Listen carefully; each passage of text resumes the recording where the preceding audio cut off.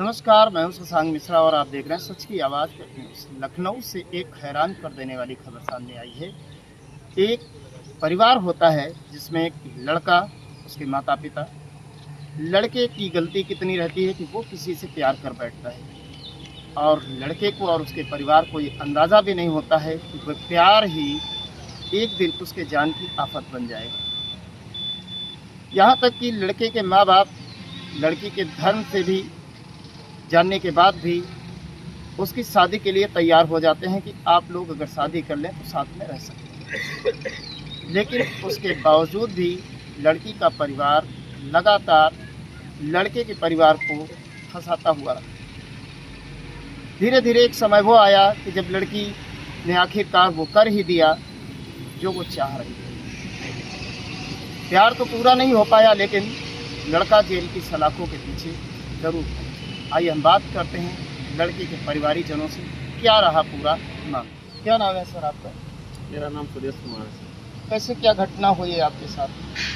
हमारे साथ घटना हुई, हम लोगों को जनवरी में पता चला कि ये नाज हनीफ खातून नाम की लड़की से लड़का हमारा मतलब प्यार करता है और ये शादी की बात इनकी माँ के जरिए हमें पता चली।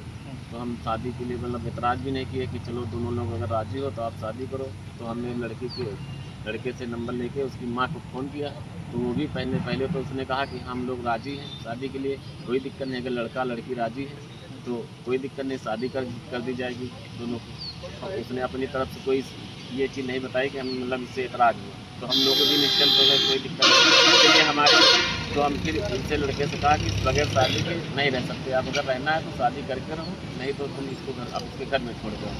तो लड़के ने तो लड़की को तो हमारे सामने तो घर छोड़ आया, लेकिन फिर उसके यहाँ जाके रहने लगा, लड़की के यहाँ। जब वहाँ रहने लगा तो धीरे धीरे हमको पता चला, तो फिर हम लड़के के ऊपर दबाव बनाए, उसकी माँ को फ़ोन किया। तो लड़की की माँ कह रही है कि तुम्हारा लड़का ही आता है। तो लड़के को हमने फ़ोन करके बोलता तुम क्यों जाते हो। तो इसी तरह की कुछ बातें, फिर वो दोनों यहाँ की मोहनलालगंज DLF में किराए पे रहने लगे, उसकी लड़के की माँ की सहमति थी।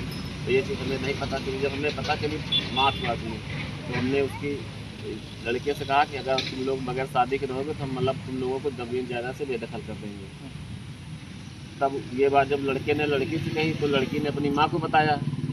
तो लड़की की माँ ने लड़के को समझाया कि इसके पिता जब ज़मीन जायदाद से बेदखल कर देंगे तो इसको कुछ अब्जे को कुछ नहीं मिलेगा, इसको छोड़ दो। लेकिन तब तक लड़का नौकरी कर रहा था। उसके बाद जब लड़के की नौकरी भी छूट गई तो इसने पैसा मतलब वहाँ इसकी माँ पैसा मांगती, तो ये मतलब किसी से भी ब्याज पे पैसा लेके इसको मतलब दिलवाती थी, पैसा खुद ना लेके इसको दिलवाती थी कि ये उनको पैसा देता था और ये कर्जा ले मतलब खुद देता था, भुगतान करता था।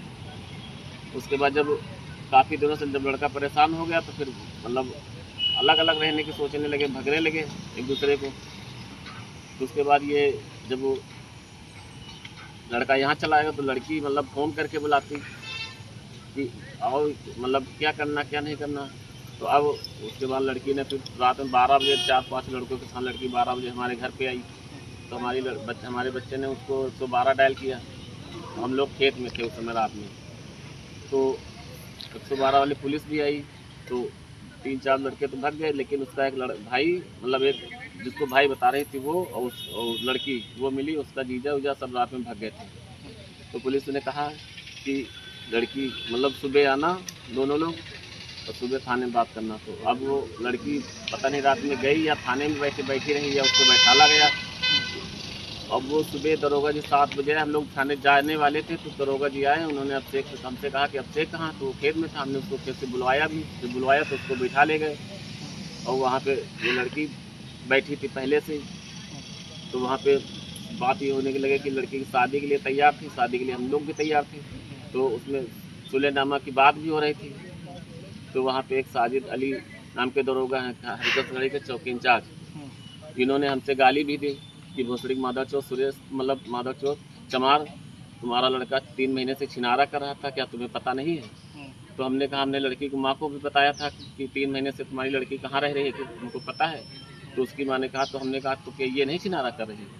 तो साजिद अली ने हमें गाली वाली दी। उसी समय उस लड़की मतलब सुलह होने वाला भी था, लड़की तैयार भी थी, हम लोग भी तैयार थे, लेकिन साजिद अली ने वहाँ पे आके ये कहा कि इनका मतलब धर्म परिवर्तन करा के अगर शादी के लिए राजी हो रहे हैं तो ठीक, नहीं लड़के को जेल भेज दो। उसके बाद फिर हमारी सुनी नहीं कि ना हमसे बातचीत की गई, जेल भेज दिया गया। जेल भेज दिया गया है। क्या लगता है आपको कि आपके लड़के को किसी साजिश के तहत फंसाया गया है या फिर ऐसे ही? जी, हम लोगों ने बार बार फ़ोन भी, जब लड़की की माँ को फ़ोन किया तब भी वो लड़की की माँ टालती रही कि हमारा कोई मुकदमा चल रहा है, 3 साल में, 4 साल में, 2 साल में, जब भी ख़त्म होगा हम शादी करवा देंगे, तुम ऐसे रहो। लड़के से कह के टालती रही, हमसे कह के टालती रही कि कोई दिक्कत नहीं, जहाँ चाहे रहने दो, कोई दिक्कत नहीं। और तो हम अपने घर पे नहीं रहने दे रहे थे कि ये अगर कहीं कभी भाई हम भी देखते हैं इधर उधर कि थाना पुलिस हो जाता है, लड़के घर वालों को फंसा दिया जाता है। इस वजह से हमने घर पे नहीं रहने दिया उसको। तो हमारी बगैर जानकारी के इसकी माँ रहने दे रही थी। आप क्या कहना चाहते हैं सरकार से कि इसमें क्या कार्रवाई होनी चाहिए निष्पक्ष तरीके से? हाँ, इसमें जांच होनी चाहिए कि अगर जिसकी भी गलती हो, अगर लड़के की गलती हो तो उसको भी सज़ा मिलनी चाहिए, अगर लड़के की गलती हो तो लड़की को सज़ा मिलनी चाहिए। हमारे लड़के को फंसाया गया है, हमारी सुनी नहीं गई है, ना थाने में सुनी गई है, कोई भी नहीं सुन रहा हमारी। हमारे लड़के को चारों तरफ से फंसा दिया गया है। आपकी किसी प्रकार से बात नहीं सुनी गई? नहीं सुनी गई है। ये लड़के का परिवार है, उसके माँ बाप हैं जो आज बेबस हैं। थाने पर किसी प्रकार की इनकी सुनवाई नहीं की गई, ऐसा आरोप इन लोगों का है कि किसी न किसी साजिश के तहत इनके लड़के को फंसाया गया। मामला बड़ा सीरियस लगता है। कहीं ना कहीं इस पूरे केस के पीछे कोई ना कोई बड़ी ताकत या बड़ी साजिश भी हो सकती है। ये जांच का विषय है और इस विषय में पूरी जांच होनी चाहिए और जो भी जांच में दोषी हो उसके खिलाफ सख्त कार्रवाई अवश्य करनी चाहिए।